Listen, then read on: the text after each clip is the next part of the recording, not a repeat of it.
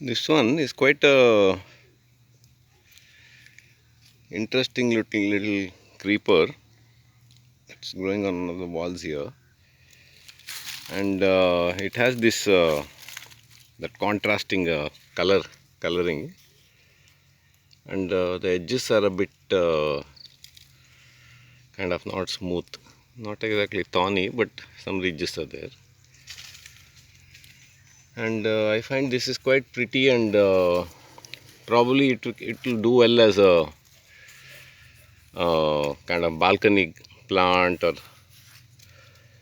for the nursery trade.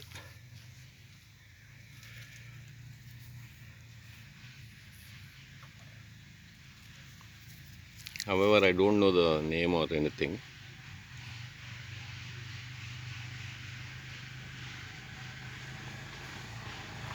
You can see it's quite pretty, and it can tolerate a good amount of shade also.